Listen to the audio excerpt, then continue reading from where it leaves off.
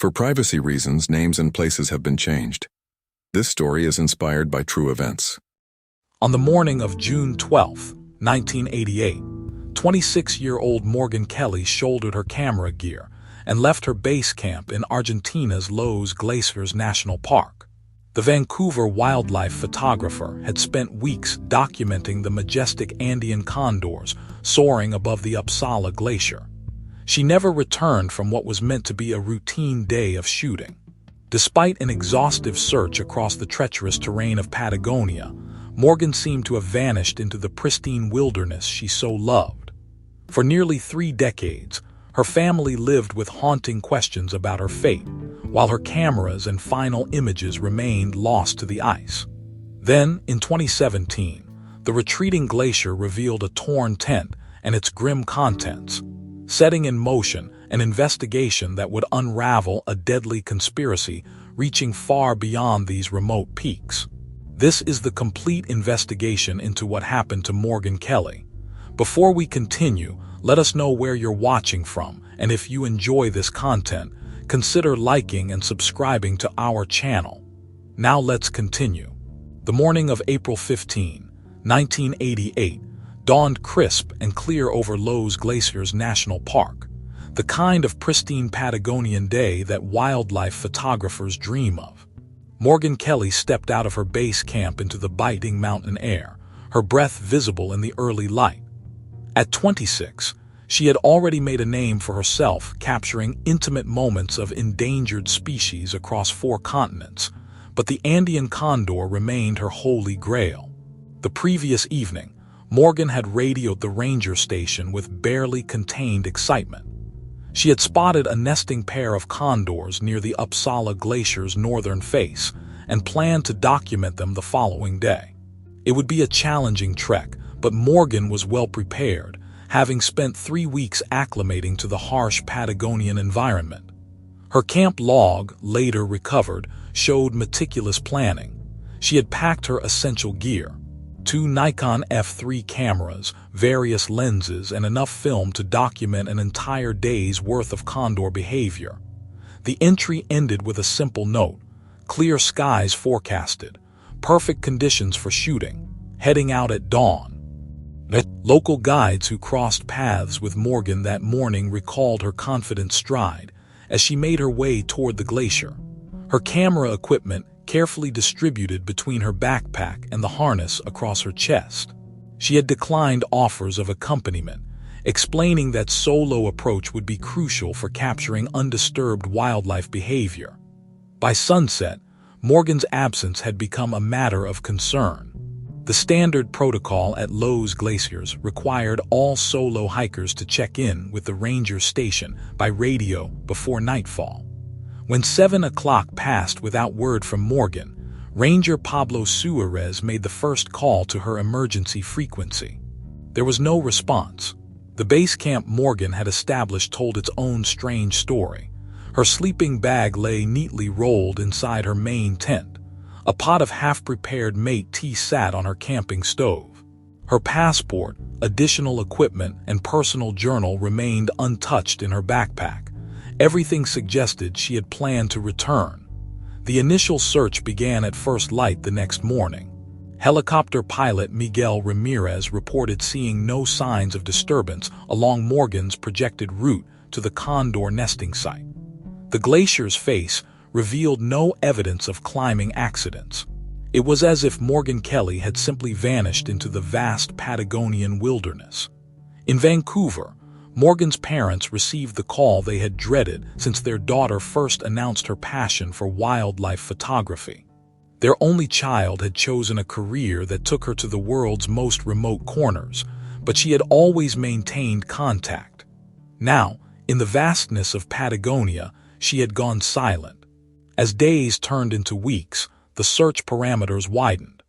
Teams combed the glacier's crevasses, scoured the surrounding valleys, and interviewed every hiker and climber in the region.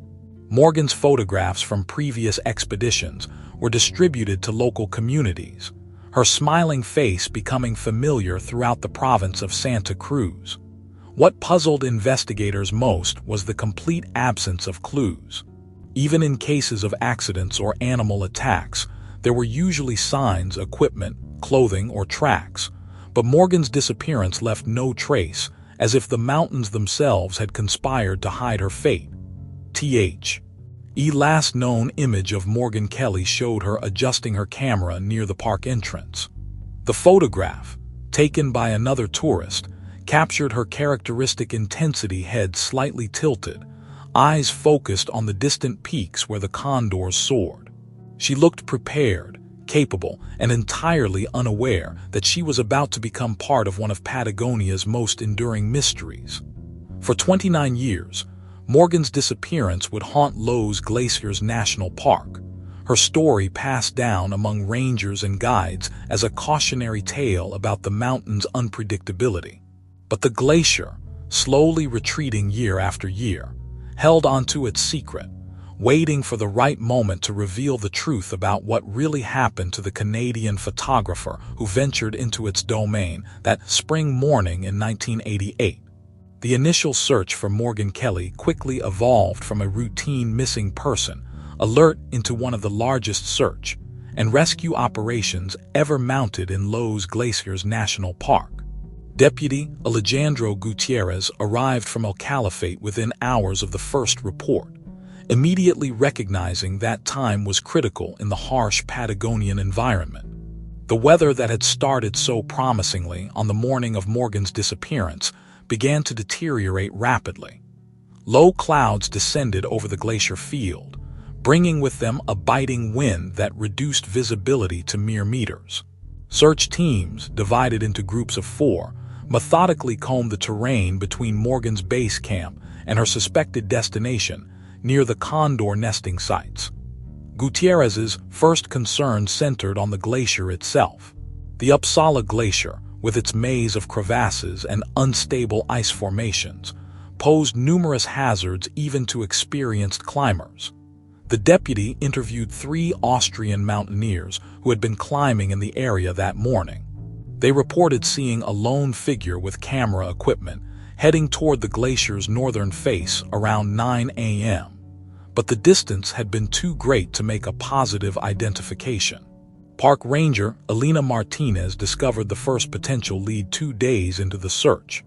Fresh scuff marks on rocks near a steep incline suggested someone had recently passed through the area. However, subsequent investigation revealed these to be traces left by local wildlife, likely guanacos moving through their traditional pathways. The helicopter sweeps, when weather permitted, proved equally frustrating. Pilot Miguel Ramirez and his team flew dangerous low-altitude passes over the glacier field, but the complex terrain created countless shadows and blind spots where a person or evidence of their passing could easily remain hidden from aerial observation. Gutierrez's team interviewed every person within a 20-kilometer radius of Morgan's last known position. A French hiking group reported hearing what might have been a camera shutter echoing off the glacier walls around midday on the 15th, but they couldn't pinpoint the location. 2 local guides mentioned unusual condor behavior that morning, with several birds circling repeatedly over one area of the glacier. But when searched, the location yielded no clues. The investigation took an unexpected turn when Professor Diana Campbell, an ornithologist studying condor populations in the park, reported that several known nesting sites appeared recently disturbed. However, without clear evidence linking these disturbances to Morgan's disappearance, Gutierrez was forced to treat them as unrelated incidents. As the first week drew to a close, the search faced mounting challenges. The weather continued to deteriorate, with early winter storms threatening the safety of search teams. The lack of physical evidence baffled even the most experienced trackers. No equipment, no clothing, not even a single exposed film canister had been found. The mountains had swallowed Morgan Kelly without leaving a trace. Gutierrez's growing frustration showed in his nightly reports. Each day without progress meant diminishing chances of finding Morgan alive. The deputy had handled numerous missing persons cases in his career, but something about this one felt different. The complete absence of evidence suggested either an extremely carefully planned disappearance, which seemed unlikely given Morgan's documented preparations and professional reputation, or something more sinister that had been equally carefully concealed. The Canadian consulate began applying diplomatic pressure for answers, while Morgan's parents arrived in El Caliphate to maintain a painful vigil. Local newspapers carried daily updates, but increasingly, these focused more on the search's cost and dwindling chances of success than any hope of finding the missing photographer. After 2 weeks of intensive searching, with resources stretched thin and weather conditions becoming treacherous, Gutierrez faced the hardest decision of his career. The active search would have to be scaled back to periodic patrols and helicopter sweeps when conditions allowed. Morgan Kelly's disappearance would join the small but significant list of unsolved mysteries in Patagonia's vast wilderness, where the mountains kept their secrets, and some questions remained unanswered. As weeks turned to months, the search for Morgan Kelly transformed from an active rescue operation into what investigators grimly termed a recovery effort. The harsh Patagonian winter descended upon Los Glaciers National Park, blanketing the search area in meters of snow and rendering many promising leads permanently inaccessible. Deputy Gutierrez maintained a skeleton crew of investigators, but even their efforts were increasingly hampered by brutal weather conditions and dwindling resources. The helicopter, which had been crucial in the initial search, was reassigned to other emergencies, available only for occasional sweeps when weather permitted. Back in Vancouver, Morgan's parents, James and Sarah Kelly, refused to accept the official transition of their daughter's case to inactive status. They launched a private fundraising campaign, drawing international attention to Morgan's disappearance through media interviews and public appeals.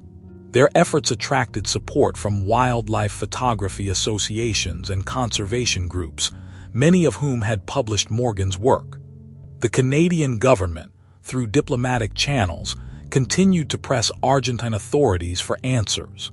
However, without new evidence or leads, these requests became increasingly perfunctory. A joint task force established between the two countries gradually dissolved as other cases demanded attention. Local rangers reported a strange quiet falling over the area where Morgan had last been seen. The condors she had come to photograph continued their ancient patterns of soaring and nesting, indifferent to the human tragedy that had unfolded beneath their wings. Professor Diana Campbell, who remained in the park conducting her research, noted that the birds seemed to avoid one particular section of the glacier, though she could never determine why. As 1989 drew to a close, Morgan's case file grew thick with false leads and dead ends. A backpack found by hikers near El Caliphate sparked brief excitement, but proved to belong to an unrelated climber from years earlier. Reported sightings in Chile and Brazil were investigated and dismissed. Each disappointing result seemed to push the truth of what happened that April morning further into the realm of unsolvable mystery. The case's impact rippled through the wildlife photography community. Solo expeditions to remote locations became less common, with many photographers adopting new safety protocols and buddy systems. Morgan's story was often cited in wilderness safety courses as a cautionary tale about the dangers of isolated documentation work. Deputy Gutierrez never fully abandoned the investigation, keeping Morgan's file on his desk even as other cases demanded his attention. During quiet moments, he would review the scant evidence, searching for something he might have missed. The complete absence of clues continued to trouble him. In his experience, even the most carefully planned disappearances left some trace. Years passed, and the glacier continued its slow retreat, a process accelerated by global warming. Few suspected that the very forces reshaping the landscape might eventually reveal what the initial investigation could not. The ice held its secrets close, preserving evidence that would remain hidden for nearly 3 decades.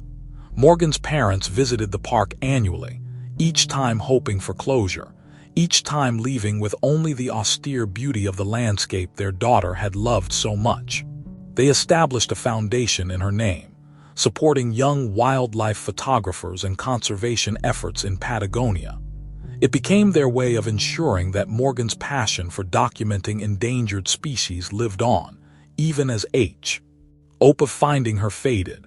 The case became part of local folklore, discussed in hushed tones by guides leading tourists through the park.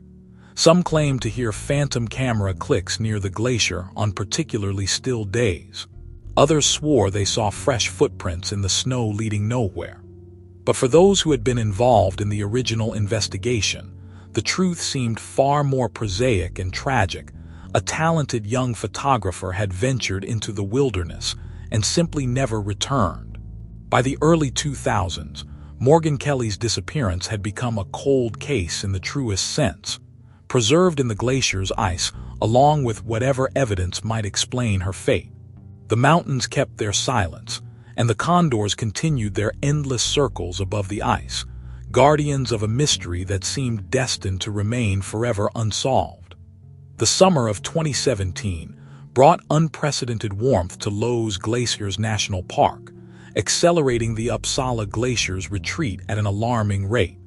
On February 23rd, during a routine glacier monitoring expedition, glaciologist Maria Fernandez made a discovery that would shatter nearly 3 decades of silence. Emerging from the melting ice, partially exposed by the glacier's recession, was a torn fragment of weathered orange fabric. Further investigation revealed the remnants of what had once been a high-altitude camping tent, its synthetic materials preserved by the ice that had entombed it for 29 years. The recovery operation proceeded with painstaking care. As the excavation team worked to free the tent from its icy grave, they uncovered the first physical evidence of Morgan Kelly's fate. Scattered among the shredded fabric were human remains, preserved by the freezing temperatures that had held them suspended in time since 1988. The discovery site itself told a story of violence. The tent showed signs of massive trauma, with long tears suggesting it had been ripped apart by tremendous force. Among the debris, investigators found Morgan's cameras, their metal bodies dented but largely intact, protected by their professional-grade construction. Most crucially, they contained several rolls of undeveloped film, perfectly preserved by the glacier's constant cold. Professor Diana Campbell, now in her 70s but still active in condor research, arrived at the site within hours of the initial discovery. Her preliminary assessment of the location revealed something that had eluded searchers in 1988. The tent had been found nearly 2 kilometers from Morgan's supposed photography destination, in an area known locally as the Dead Zone, due to its lack of wildlife activity. Deputy Alejandro Gutierrez, gray-haired but sharp-eyed, stood at the edge of the excavation, watching as each item was carefully cataloged and removed. The scene confirmed his long-held suspicion that Morgan's disappearance had been no simple accident. The position and condition of the tent suggested it had been deliberately concealed in a glacier crevasse, nature's perfect hiding place. The discovery sparked a frenzy of activity. Forensics teams from Buenos Aires established a field laboratory to process the site. The cameras and film received special attention, with technician Carlos Herrera brought in specifically to handle the delicate process of developing 3-decades-old film in sub-zero conditions.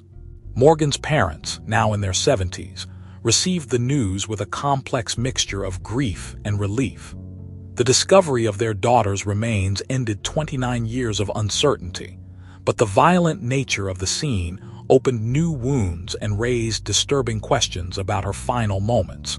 As word spread through the park, long-retired rangers and guides returned to assist with the investigation. Many had carried the weight of Morgan's unsolved disappearance throughout their careers, and the discovery stirred memories of that fateful spring morning in 1988. The most tantalizing evidence lay within the undeveloped film rolls. their latent images promising to reveal what Morgan had witnessed in her final hours. As the recovery operation continued, the technical team constructed a makeshift darkroom at the park headquarters, knowing that proper development of the fragile film could provide the key to understanding not just how Morgan Kelly died, but why she had been silenced. The glacier had finally relinquished its grip on a decades-old secret, but as investigators would soon discover, this was merely the beginning of a much darker story. The truth preserved in those frozen film rolls would reach far beyond a single photographer's death, exposing a criminal enterprise that had operated in the shadows of Patagonia's majestic peaks for generations. In the makeshift darkroom at Unsolved Glacier's National Park headquarters, Carlos Herrera worked with the methodical precision of someone handling irreplaceable treasures.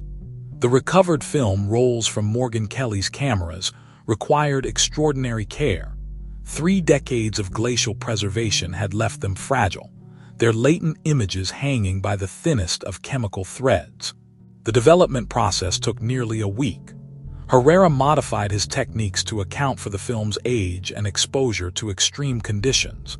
Each frame emerged slowly from the chemical bath, revealing moments frozen in time since that April morning in 1988. The first rolls showed typical wildlife shots: condors in flight, nesting behaviors, the majestic birds soaring against cloud-strewn Patagonian skies. Then came the frames that changed everything. Professor Diana Campbell's hands trembled as she examined the photographs. They showed a systematic operation: men scaling cliff faces, reaching into condor nests, carefully packing eggs into specialized containers. Her decades of research made the significance immediately clear. This was professional egg harvesting, targeting one of the most protected species in South America. Deputy Gutierrez spread the photographs across his office desk, creating a timeline of Morgan's final documentation. The images revealed a sophisticated operation, with climbing equipment and portable incubators visible in the background.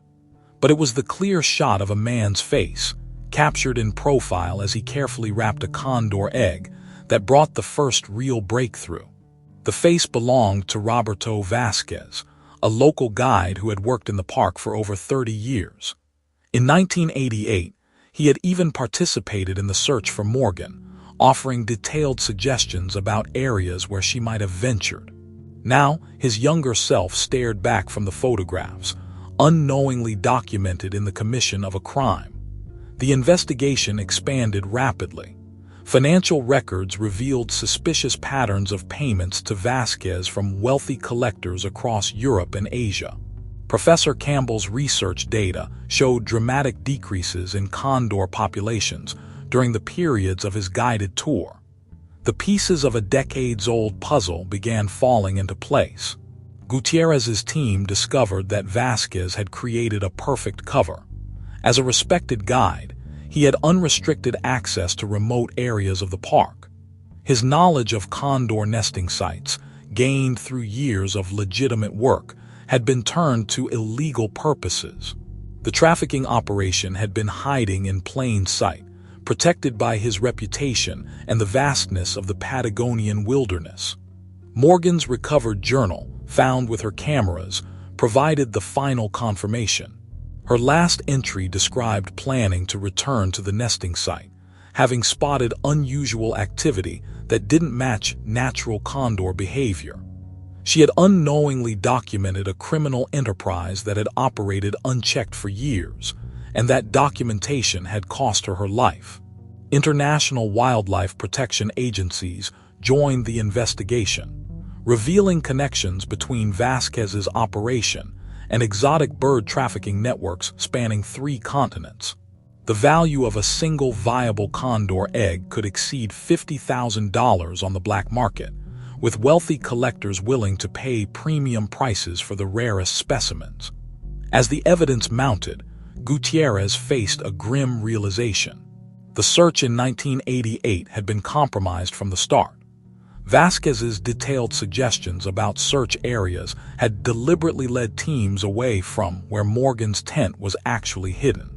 The glacier, rather than being an obstacle to finding her, had become an unwitting accomplice in preserving the evidence that would finally bring her killer to justice. The investigation that Morgan Kelly began with her camera in 1988 was finally nearing completion, but the cost had been impossibly high.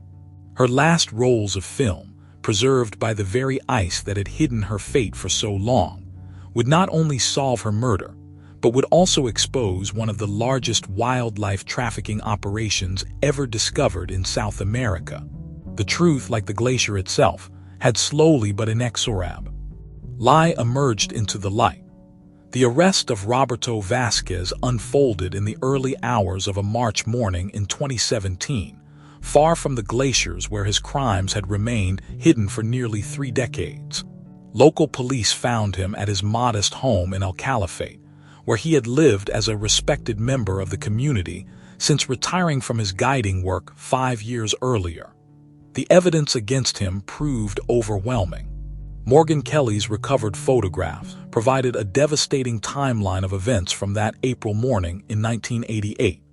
The images showed Vasquez and his team systematically raiding condor nests, their actions captured in crisp detail by her professional-grade cameras. More damning still were the final frames, taken in rapid succession, showing Vasquez looking directly at the camera as he realized he had been discovered.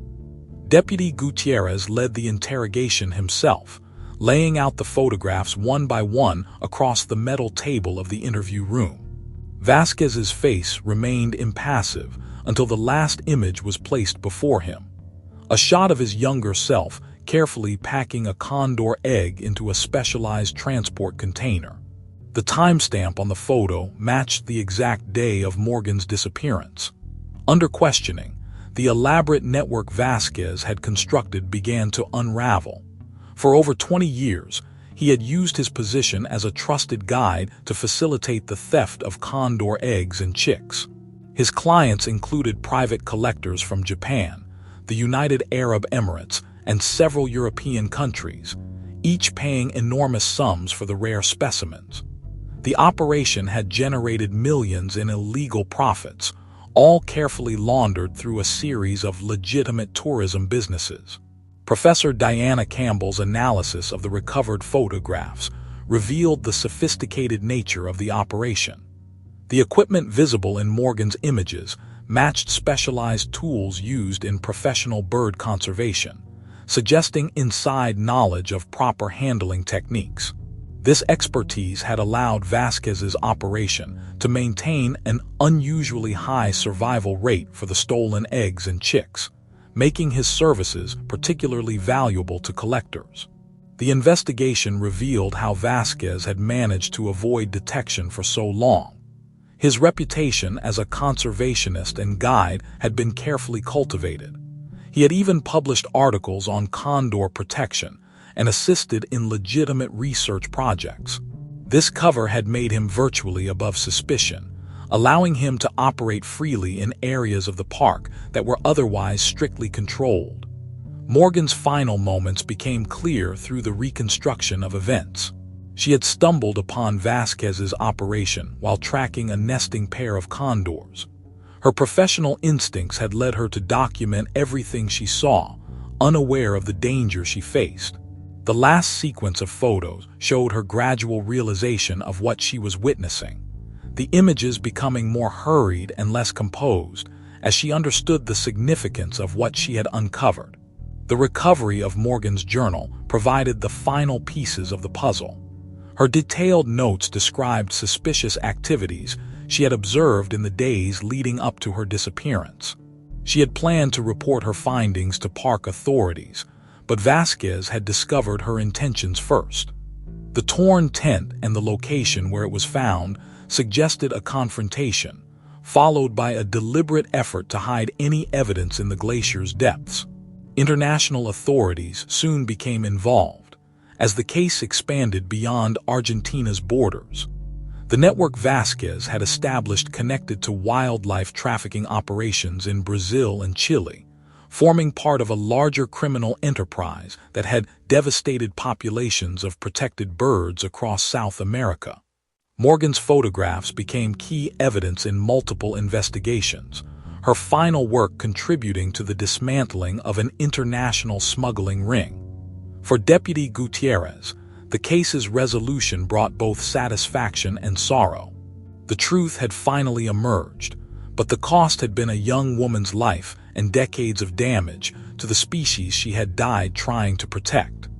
The evidence she gathered would help convict not only her killer, but also expose a criminal network that had operated with impunity for far too long. Vasquez's confession, when it finally came, was delivered with a chilling lack of remorse. He spoke of Morgan's death as an unfortunate necessity, a Busine SS decision made to protect an operation that had become too profitable to risk exposure. His words confirmed what the evidence had already shown. Morgan Kelly had died because she had dared to reveal a truth that had been hidden in plain sight among Patagonia's soaring peaks. The conviction of Roberto Vasquez in December 2017 marked the end of one of Patagonia's longest-running criminal enterprises and brought final closure to a case that had haunted Los Glaciers National Park for nearly 3 decades. The trial lasted just 6 days, with Morgan Kelly's recovered photographs serving as silent testimony to both her final moments and the criminal operation that led to her death. In the hushed courtroom in Buenos Aires, Morgan's parents watched as Vasquez stood to receive his sentence. 25 years for murder, with additional charges for wildlife trafficking and evidence tampering. The judge noted the particular cruelty of leaving a young woman's body to disappear into a glacier, denying her family even the simple comfort of knowing her fate for 29 years. The impact of the case reached far beyond a single conviction. The evidence Morgan documented led to simultaneous raids across 3 countries, dismantling a trafficking network that had operated since the early 1980s.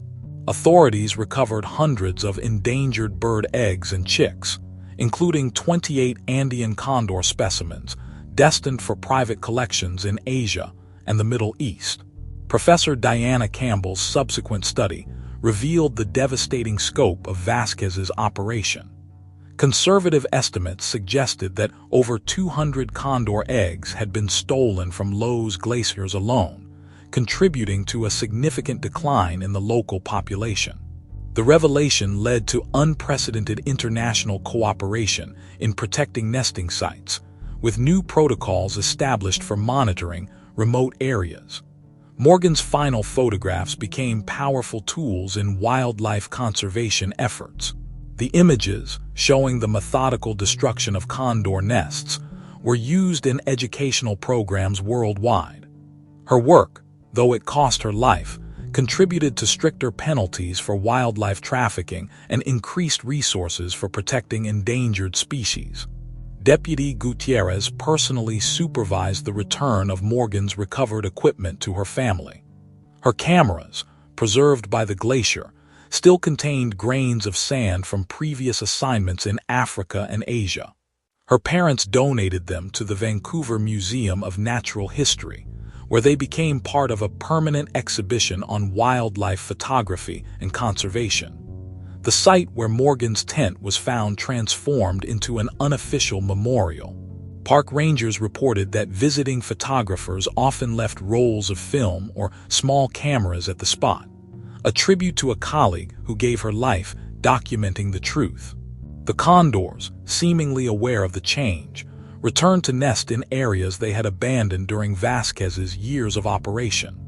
Los Glaciers National Park established the Morgan Kelly Conservation Photography Grant, supporting young photographers documenting endangered species. The program emphasized safety protocols and required photographers to work in pairs, a direct response to the circumstances that had left Morgan vulnerable on that April morning in 1988. In Vancouver, the Kelly family finally held a proper memorial service. Among the attendees were wildlife photographers from around the world, many of whom had been inspired by Morgan's work and sacrifice.